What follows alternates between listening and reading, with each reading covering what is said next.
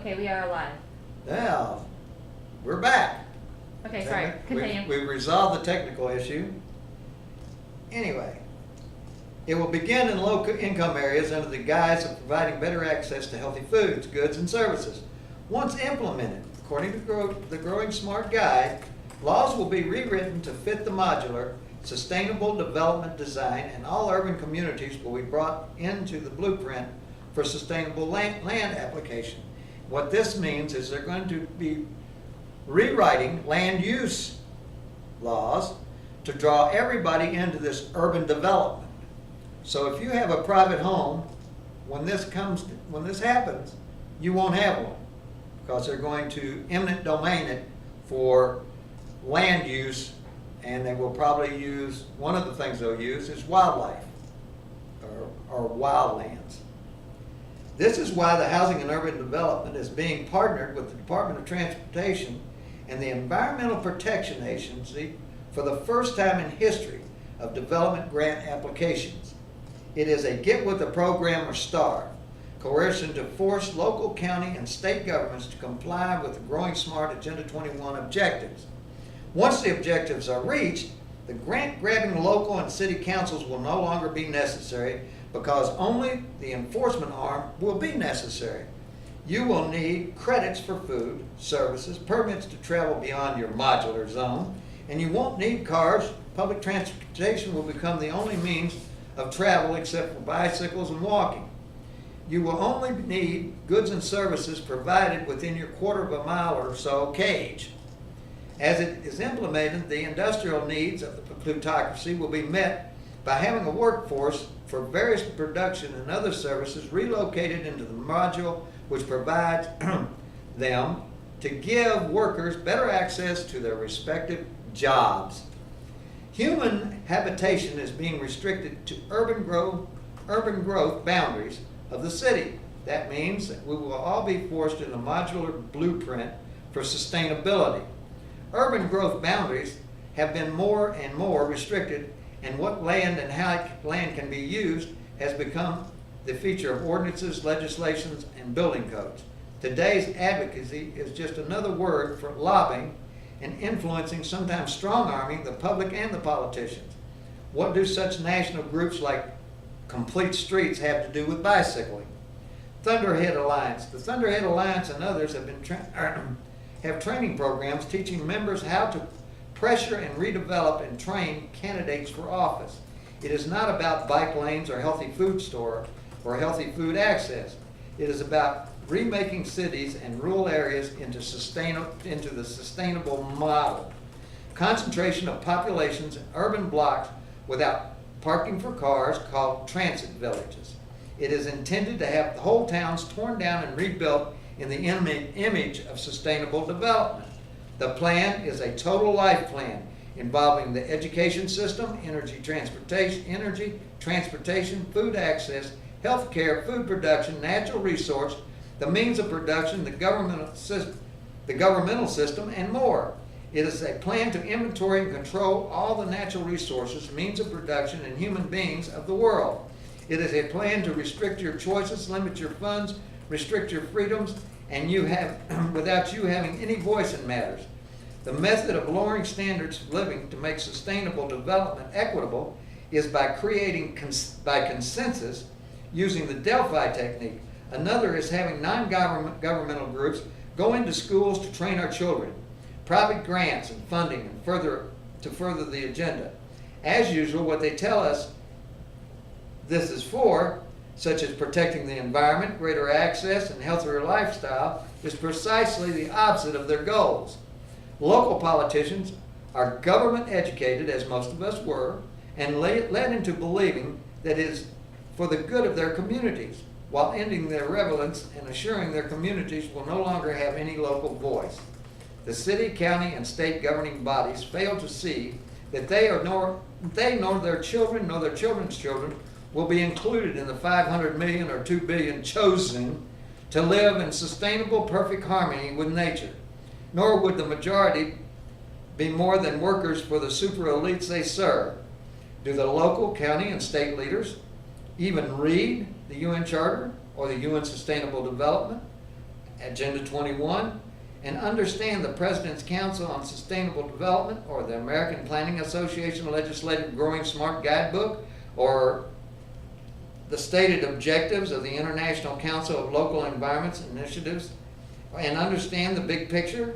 Are they also self-absorbed that they cannot imagine that they are not being useful tools in their own demise and the end of liberty for those who they supposedly serve? Of course, their liberty will be lost too. I would certainly like not to believe that they are that naive. I don't believe they would intentionally deprive themselves or their neighbors or their children or their children's children of liberty for the sake of those who aspire to be their masters and ours. Oh. Now, another note. Monsanto. We have the video, don't forget. Huh? The video, don't forget. Nova? No, the Monsanto Protection Act. Oh, okay. Monsanto. It passed by the House and the Senate and was signed. Consolidation and further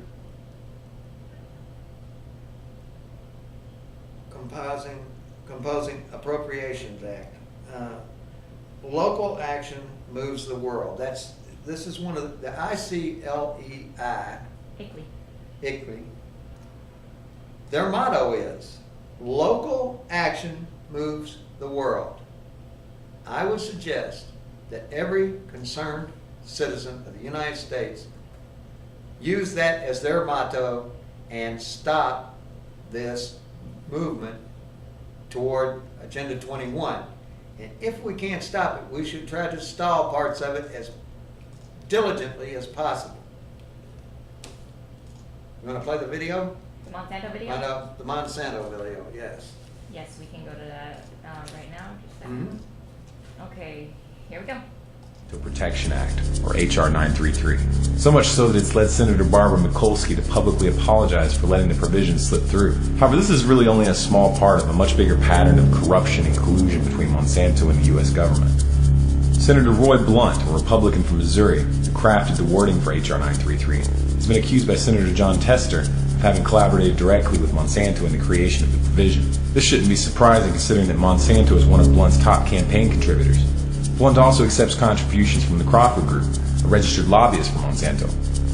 Now, the controversy in this bill is tied to Section 735, which is of course written in such a jumble of incomprehensible legalese that it's highly difficult to interpret. It's designed to make the eyes glaze over without registering that anything of significance has been stated. This is facilitated using a common legislative technique of referring to sections of a separate law, so that you have to go read the unintelligible fine print in that second document in order to understand what's actually being said. That second law in this case is the Plant Protection Act. In the description of this video you'll find a link to both documents. Now, what Section 735 of H.R. 933 states is that if a plant is determined to be a biological pest and is therefore brought under regulation and restrictions which prevent it from being planted or transported within the U.S., the Secretary of Agriculture shall immediately grant a temporary permit or deregulation to any farmer, farm operator, or producer that requests it, regardless of what any other laws or courts may order. Now, the word genetically modified organism isn't mentioned here, and that's part of the skillful way that this was designed to slip through. Only someone who knows that by default genetically modified organisms are considered biological pests until they've been approved by the Department of Agriculture, and that they are reclassified as pests if shown unsafe, would understand the implications here. To distill this down to one sentence, if a farmer wants to grow a genetically modified plant that's been outlawed because it's been found to be harmful to the environment or human health, all they need to do is contact the Secretary of Agriculture and they will be immediately issued a permit to cultivate these plants. Essentially, it makes it impossible to stop a genetically modified plant from being used in the United States, regardless of any laws or rulings that are made to outlaw them. Now, of course, one might be inclined to let Obama off the hook for signing this law. After all, it is written in legalese, and one could presume that it just made an innocent error. But this would require overlooking the extensive evidence of the Obama administration's incestuous relationship with Monsanto, among which include his appointment of Michael R. Taylor, former Vice President of Public Policy for Monsanto, as his FDA Deputy Commissioner for Foods and Veterinary Medicine, his appointment of Roger Beachy, former Director of the Monsanto Danforth Center, into a position at the USDA as the Director of the National Institute of Food and Agriculture, and his choice of Islam Siddiqui, former Monsanto lobbyist, as his Agriculture Trade Representative. Now, anyone who thinks that the revolving door between the government and Monsanto is something new should look into Monsanto's connections and dealings with both of the Bush administrations and the Clinton administration. This has been going on for a long time. The purpose of this video is not to motivate you to write a letter to these corrupt senators or to inspire you to vote the bums out. None of that will have any meaningful effect. The system can't be fixed at this point. Corruption runs so deep that it has become literally inseparable from the political machinery. We don't have corporations influencing government. The corporations have become the government. Only when you come to terms with this and realize that the solution to this problem is not going to be found in elections or petitions will you be willing to consider a course of action that really will make a difference. For more down that line of thought, please watch our video entitled U.S. Government Preparing for Collapse, and Not in a Nice Way. Our only chance lies in reaching a critical mass of awakening. We need to reach that critical mass quickly. It's not for me or for anyone else to dictate to you what your role in this awakening should be. It should be obvious that we all need to make an effort. If each and every one of us makes use of the skill and the knowledge that we have to alter the course that we're on, I sincerely believe that it would be enough. In that sense, don't wait for a solution. It may be you that has the solution. If you feel it's important for other people to hear this message, please like and favorite this video and share it to as many apps. Yeah. Okay, we're going to take Monsanto on, but I'm going to have a lot more scientific information. Hawaii seems to be a source of a lot of the results of Monsanto completing its agenda there. Speak up. So what we're going to do is I'm going to give you some of the highlights of Agenda 21, the objectives, what their final goal is. I suggest you read it and think. I know it's a 351-page document, but I'm trying to get through the amnesty bill now that's over 1,000 pages, and I can remember back when I was trying to get through Obamacare, which was monumental. I mean, it topped the Guinness World Book Records. It's the longest manuscript. It's the longest manuscript ever written. War and Peace didn't come close. The United States Conference on Environment and Development, Rio de Janeiro, Brazil, 3 to 14 June 1992. The plan includes creation of a UN military, Army, Navy, and Air Force, and nuclear weapons. This is already a manifestation in NATO and has long been the military arm of the UN. Deployment of U.S. forces as UN forces throughout the world. Now this is already a historical fact. President Clinton and General Colin Powell deployed troops to the UN in 1995. These troops were put in UN uniforms and placed under a foreign commander. That is treason.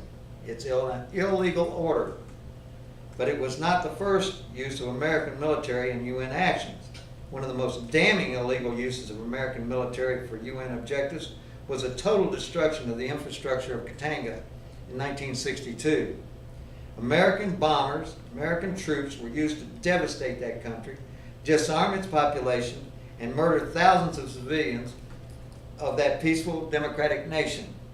But the media made Tsumba sound like a dictator, and he was an elected president. Lumumba, who was conducting a ravaging, marauding rape, murder, and pillage of the whole Belgian Congo, was written up by the media as a hero of freedom, which was an absolute lie. He was turned loose from a prison because he was a mass murderer, a rapist and murderer, while he was in college. That something akin to Castro. Gradual disarmament of the United States, including the United States, of all nation states, including the United States, to make the UN military unchallengeable. Outlawing all private ownership of firearms to disarm citizens of all nations. Establishment of an international criminal court. Establishment of a global UN police force with all local enforcement under its control. These things are already being implemented. Imposing draconian regulations on all human activity under the pretext of protecting the environment. Destroying all property rights. All property becomes property of the UN corporate state. Forcing relocation of large human populations to create wildlands for UN designated animal species. By the way, those UN designated species do not include humans. Imposing global carbon taxes on all fuels and a Tobin tax on all financial transactions and a host of other taxes. You ain't seen nothing yet. Population controls, including mandatory abortion laws, akin to the UN approval of China's one-child policy. UN supervision of all schools and bringing all education under the jurisdiction of UNESCO. All parents, this is a lovely one, all parents licensed and claim UN protective authority over all children. Isn't that lovely? Striking down all laws against pedophilia and pedestry and homosexuality. Expanding the practice of euthanasia and assisted suicide. Promoting paganism, this New Age religion, the occult Luciferianism, under the guise of promoting peace, brotherhood, and a global ethic. A Wiccan thing, back to nature. This is just a bit of the intent of Agenda 21. Actually, much of this plan is being implemented. Many of the proponents of this grand plan are citizens of America, but are not at all American. Then President George Herbert Walker Bush, on February 1st, 1992, made it very clear in a speech to the United Nations, quote, "It is to the sacred principles enshrined in the UN Charter," and if you haven't read it, please do, "to which we will henceforth pledge our allegiance." You should, because sooner or later you or your children are going to be pledging allegiance to it. That, my friends, is high treason. That FDR, the Congress, and the Senate empowered a foreign power over our nation through NATO and the UN over much of our military was and is high treason. They were and are all traitors. And that's a fact. All you got to do is read it with your mind open to what it's really saying. We're going to divert a little attention today. I know we're taking up a lot of subjects, but I need to get some more scientific facts about Monsanto to tackle it. But let's and I've got to get some more scientific facts on this one too, but I can tell you that the programming, for instance, PBS, Nova, the Discovery Channel, they start out, they do Pop these culture. Pop culture. Yeah, well, I can call it pop culture, but they're projecting this as science. Yeah. And science by consensus instead of scientific method is an entirely different, because they start out and they have this program, and it sounds so intellectual, it sounds so true, and then they pop it on you. And before we play this video, this excerpt toward the end of the NOVA presentation on what was it called, satellites? It's the Earth from space. The Earth from space. But I didn't think we were going to use that one, so I didn't upload it. I'm sorry.